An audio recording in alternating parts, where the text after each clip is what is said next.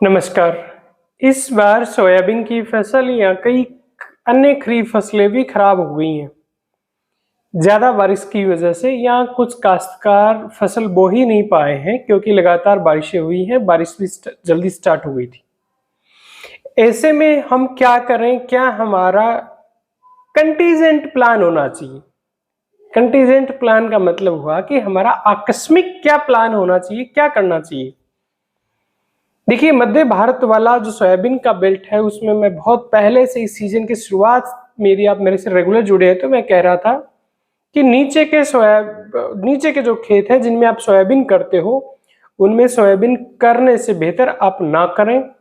कई लोगों ने उस सलाह को माना भी है और शायद वो अब सेटिस्फाई हैं कि अच्छा नहीं किया, कम से कम नुकसान में नहीं गए। खैर, कुछ चीजें हमारे हाथ में नहीं है। अब हम क्या करें इस स्थिति में? देखिए, आपकी सोयाबीन या किस अन्य खरीफ फसल यदि खराब हो गई है या आप बुआई नहीं कर पाए तो आपके पास 2-3 ऑप्शन है। सबसे अच्छा ऑप्शन तो ये है कि आप कुछ ना करें। खरपतवार यदि थोड़ा बड़ा हो जाए, जब उसमें फूल आ जाए आपके खरपतवारों में,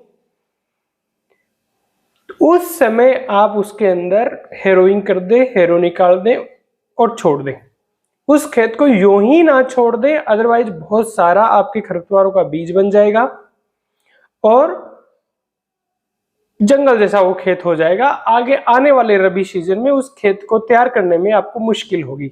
साथ ही यदि उसको आप जब आपके खरपतवारों में फूल आने लगता है उस समय यदि आप उसमें मिला देते हो जमीन में तो वो आपके एक अच्छी खाद का काम करेंगे। नंबर 1 बात, ये एक अच्छी प्लानिंग हो सकती है क्योंकि अब हम यदि कोई फसल लेने की सोचे भी, ली जा सकती है लेकिन लेने की सोचे तो भी हम थोड़े लेट हैं और हमारे कुछ ऑप्शंस भी कम हो जाएंगे आगे आने वाले समय में। जैसे कि हम यदि जल्दी की सरसों लगाना चाहें, चना लगाना चाहें, तो अब यदि हम कोई फसल लेते हैं तो हमारे उनकी तैयारी में हमें थोड़ी मुश्किल हो सकती है। सबसे एक अच्छा ऑप्शन ये है। इससे अच्छा भी एक ऑप्शन वो है यदि आपके पास हरी खाद ढेंचा का बीज उपलब्ध है तो अभी आपको, जैसे अभी मौसम खुला है, कुदरत मौका दे रही है, तो आप हेरोइंग कर रहे हो उसके आगे ढेंचा फेंक दो। एक हरी खाद का अब आपके जो खरपतवार है वो मिक्स हो जाएगा, उसका फायदा मिल जाएगा। दूसरा फायदा आपको ये मिल जाएगा कि ढेंचा आपका 45-50 दिन में बड़ा हो जाएगा और उसको फिर आप उसकी जुताई कर दोगे, उसके अंदर मिला दोगे ढेंचा को, हरी खाद को, तो वो भी आपके हरी खाद का काम करेगा। आपकी जमीन हो जाएगी बहुत अच्छी।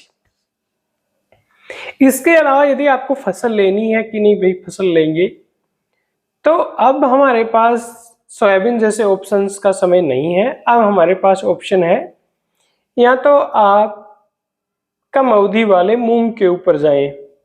मूंग की जो वेराइटी पीलिया रोधी है, स्पेशली MH1142 या विराट जो बहुत कम अवधि की है, सीखा, IPM 2-3, इस टाइप की वेराइटियों पे आप रह सकते हो। कुछ नई नई वेराइटियां भी आई हैं, सूर्या वगैरह, या हम सीरीज की कुछ वेराइटियां, लेकिन शॉर्ट ड्यूरेशन वेराइटी होनी चाहिए।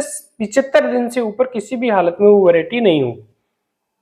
दूसरा आपके मूंग के अलावा ऑप्शन बचता है उड़द। उड़द में भी कुछ शॉर्ट ड्यूरेशन की वेराइटियां हैं, जैसे कोटा उड़द 3, कोटा उड़द 4।